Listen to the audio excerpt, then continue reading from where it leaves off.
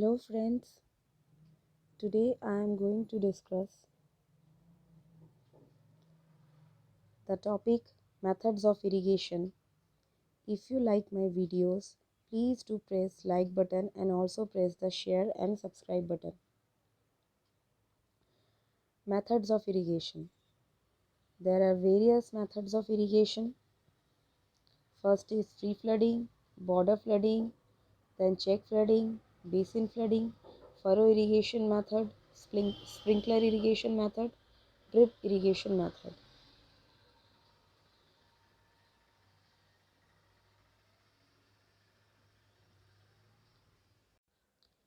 The sprinkler irrigation method and drip irrigation method, these two are major types of irrigation methods. These two are generally used. Now we will start with free flooding. Free flooding is also known as ordinary flooding. Ordinary flooding.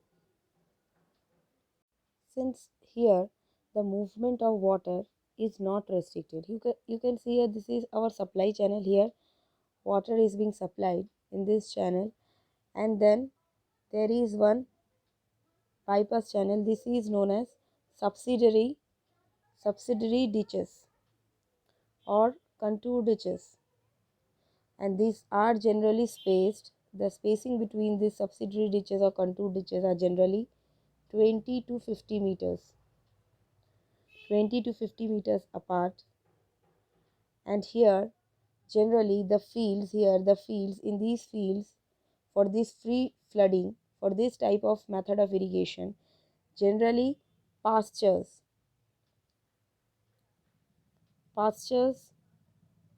these crops is generally used to irrigate by this type of method, free flooding method or ordinary flooding method. This method is generally suitable for slopy land or rolling land. Here this is our land, so the land must be like this, slopy or rolling land.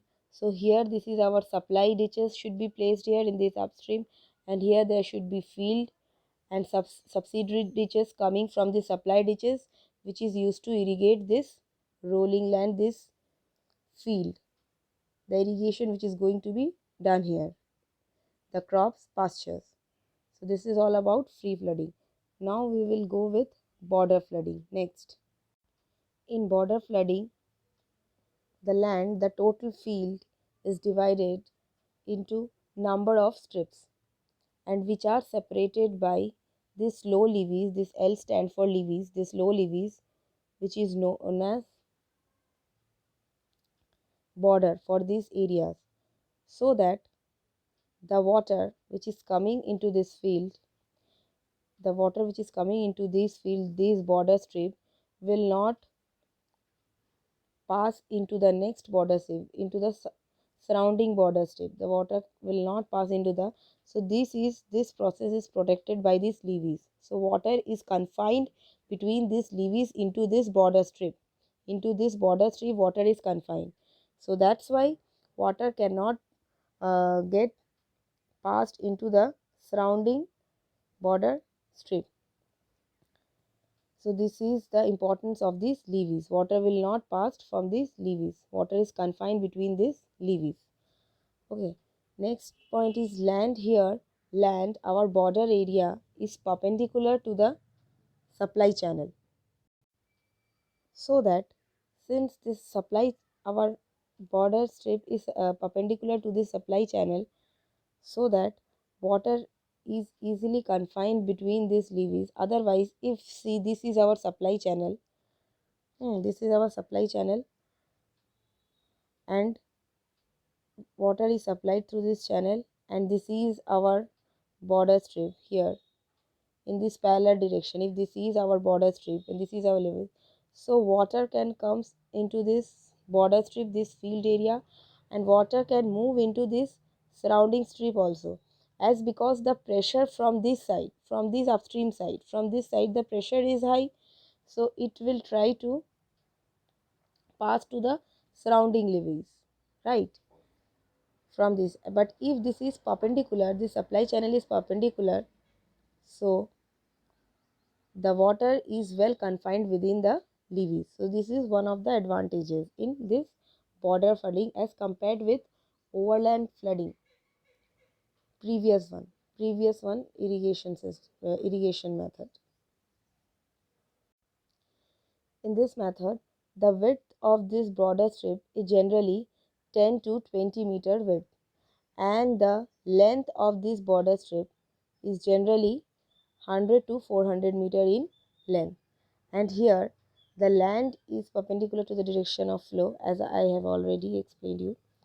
Now next is the discharge. If the discharge passing here, the discharge from this supply channel is say Q, and the area which is going to be irrigated by this discharge is say A, and the depth of water, that is if this is our field, here this is the water depth, the depth of water, this is Y, depth of water is Y, and rate of infiltration into this soil, rate of infiltration into this soil, say this is F. So then the approximate time required to cover the given area is given by T is equal to 2.3 Y by F log 10 Q by Q minus F dot A. So this is the approximate time required to cover the given area A, total area A, which is having discharge Q. Now the maximum area that can be irrigated with a supply ditch of discharge Q is A maximum is again given by area maximum is equal to Q by F. How here the formula comes? A maximum is equal to Q by F. See, what is the unit of A? Area. Unit of area, say this is meter square. Okay, unit of area, say this is in meter, so meter square area, and discharge say in cumex, so meter cube per second, and infiltration capacity, say it is generally taken in mm per second or centimeter per second. Let here it is meter per second, infiltration capacity unit. Now you see, by equating the dimensions of left and right side, what we are getting? Meter square, that is area. Here in this equation, area A max is equal to Q. Q, what is the dimension of Q? Meter cube per second divided by F. So divided by F divided by meter per second. So here SS gets cancelled and 1 m gets cancelled. So here the unit left in the right hand side is meter square. So that's why here this equation came A maximum is equal to Q by F. That is the maximum area which can be irrigated by given supply of discharge Q. Now let us discuss one question. Here, this is the question. Here in this question, determine the time required to irrigate a strip of land. We have to determine the time required, that is capital T. As earlier I have told you, this is the capital. This is our equation for capital T. See here, 2.3 y by f log 10 q by q minus f dot a. So you have to determine here time required. T is asked. So here in the right hand side, what the parameters we required, that is the depth of water flowing y, f that is rate of infiltration rate, q the supply discharge, and the area of the land, right? So now what is given in the question? Here A is given in the question, the strip of land having 0.04 hectares. Area here is given in the question, that is equal to 0.04 hectares. Now in an area of tube well with Q, here Q is also given. Q is equal to 0.02 cumex. Now next, infiltration, rate of infiltration is also given. F is equal to 5 centimeter per hour, and Y average or Y depth of flow, depth of water, depth of supply of water, that is given Y, that is 10 centimeter. Now you have to determine capital T, as capital T is equal to 2.3 y by f. Y is given y by f, then log 10 q by q minus f dot a. So all parameters in the right hand side have given, we have to just calculate the T. Now you have to look carefully at the unit of the dimensions of all the parameters. So better, for ease of calculation, you change all the parameters, all the dimensions in meter, or in SI unit in meter second you have to change. It will ease your calculation. So here area is in hectares, so convert it in meters. So to convert hectares into meters, meter square that is, so you have to multiply this 0.04 into 10 to the power 4, then it will convert into meter square. Then for discharge it is already given meter cube per second, it is okay. Now again F, since it is not in SI unit, 5 centimeter per hour, you have to change it into meter per second. So 5 centimeter, that is 5 by 100, then it is converted into meter. And then per hour, 1 hour, you have to convert hour into second, that is hour, 1 hour is equal to 60 minutes and 1 minute is equal to 60 seconds, that is directly 60 into 60, 3600 second. This total 5 by 100 by 3600, it is now converted into meter per second, right? Now next is y is equal to 10 centimeter. Again you have to convert this into meter, so 10 by 100, now it is converted into y in meter. Now you can calculate this T from this above equation. Here the equation is given, you have to remember this equation. Okay, this is important from gate point of view also. As I have explained you, this is not the solution. Area you have to convert it into meter square, and discharge as it is given in Qmax, fine. And then infiltration capacity y average. Now you have to calculate T, and if maximum area is required, then there is another formula. A is equal to, we know, A maximum area which can be irrigated by the supply of discharge Q by F, that is this. Okay, now next, here in this check flooding, this is our main supply channel, then water is coming into this field channel, this ditch, contour ditch, and then the water is then going into this confined basin, and the area of this basin is generally kept between 0.2 to 0.8 hectares. 0.8 hectares, 0.2 to 0.8 hectares, the area confined between this. And this is our, see this line,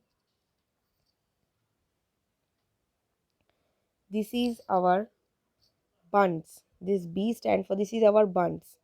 The area is confined between these bunds, and here in this, the perpendicular to this field channel, or parallel to this field channel or perpendicular to this supply channel, this area is bordered by small flat levees, low level, this is levees, these are borders provided here, this is levee, so that water will not percolate to the surrounding basin, confined basin. So here this is similar to ordinary flooding, except this there is bunds, here is bund, here is better control of water, so that the water will not lost to the surrounding field, unnecessary wasted. So for better confinement of this area or better control of water, this bunds is provided. Okay, and this method is generally suitable for permeable soils as well as for less permeable soils. Now next, basin flooding. Here this method is special type of check flooding, as we have already read in this last slide that check flooding, what is check flooding. Now this basin flooding is a special type of check flooding. Here these are subsidiary ditches, field channel which are provided, and this is our main ditch or supply channel through this water is coming, and then it is going into the subsidiary ditches of field channel, and then it is going to be irrigate the plant or crops in this particular area, in these confined areas, these areas, this water from this field channel or supply channel is going to be irrigated. And here the trees basically which is planted in this method is orchard trees. Orchard trees, the trees which are basically being planted by these, or which is going to be irrigated by these method of irrigation, basin flooding, is orchard trees. Here we will plant orchard trees. Here in this area we will plant orchard trees. Okay, now next, in this furrow irrigation, in this method, here the water will irrigate. You can see this is the water droplets here confined. So it will generally the water coming from the supply channel and entering into this field channel or furrow, here we can say the term. So then the water is coming into this land. Here the water is coming into this land at a very restricted area, that is the area is 1/5 to 1/2 of the land. This is the total land which is to be irrigated. So then the water is coming only up to 1/5 to 1/2 of this land area. Of this total land area, water is coming for only 1/5 to 1/2 of this land area wetted by this water. So that here one of the advantages is here the evaporation loss will be less, because the water coming from this furrow, it is restricted to this 1/5 to 1/2 of the land area. Then definitely the evaporation losses, that is the water open to the air, is less. So the evaporation, because the water coming to the field is less, the evaporation loss will also reduce less. And here there is also less pudding of soil. Generally here the depth of this furrow, you can see this bottom diagram, the depth of this furrow is generally 8 to 30 centimeter depth of this furrow. Okay, and the length of this furrow, the length of this furrow generally varies, generally as much as long up to 400 meters. This is all about furrow irrigation. Now next, in this sprinkler irrigation, water is sprayed through a network of pipes. So this is our field. You can see here the crops is there in this below. Here crops is there, and the water is supplied or sprayed through a network of pipes. This is our pipe. So this is pillar, this is pipes, so this is pipes and nozzles. Through these nozzles water is coming out into the field to supply the crops. Down here below here you can see these crops. So now this method gives uniform distribution of water. So this is our field, and if we place here towers, water towers, this water spread through a network of, here these are vertical pipes, these are circulating, rotating, and then spraying water into the surrounding field or land, right?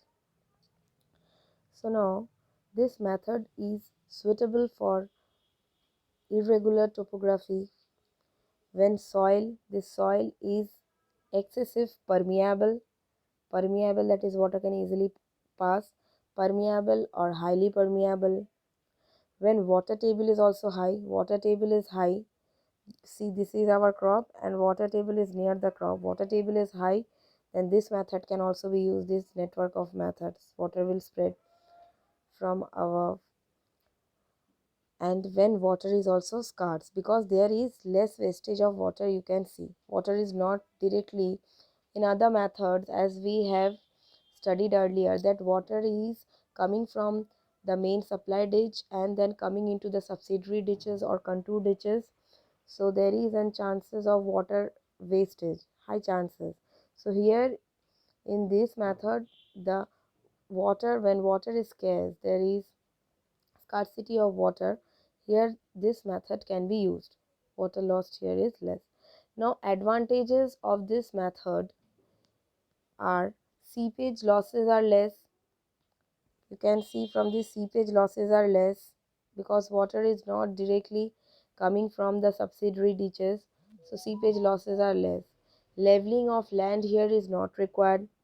Fertilizers or insecticides can be inserted in these water, can be mixed with this water and then spread into these crops. Okay, just like raindrops, when rain is coming into the water, just like rain it is acting now, it is spraying through this network of pipes, water is spraying. So in this water, we, if we mixed insecticides, pesticides, then what water in the form of rain droplets coming into the crops, and then this also prevents salinity and waterlogging, the water which is stored here or stays for a long time. So this process, the waterlogging process, is also prevented.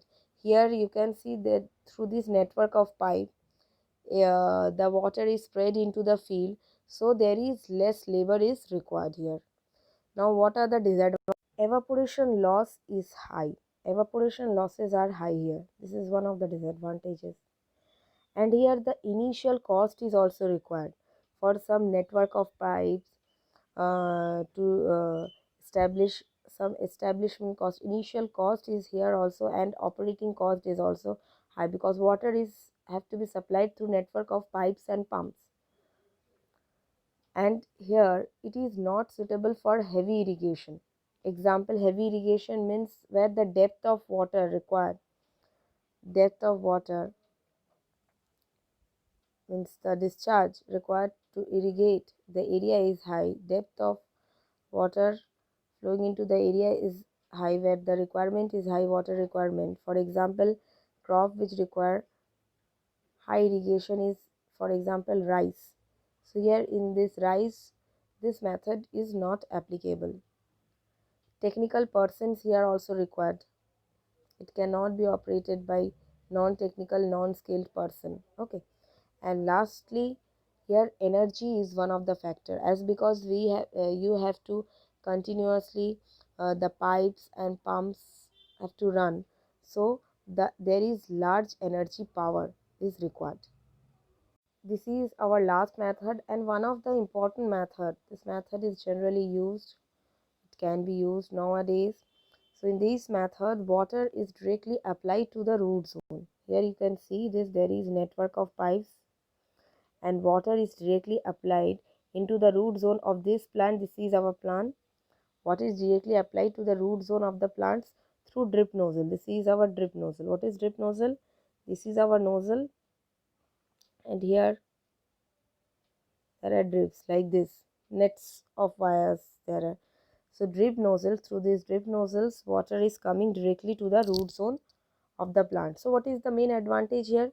You can see here it is, as the water is confined between this pipe, water is within the pipe, so the water is not open to the atmosphere, so evaporation loss is get reduced. And another is percolation loss. The water will not percolate to the surrounding soil, as because it is confined within, it is within the area of the pipe, so that's why percolation losses also reduced, are least. Okay, so this is all about methods of irrigation. So thank you dear all. If you like my video, then please do subscribe my channel Civil Engineering Studies and share my videos and wait for my next videos. Thank you.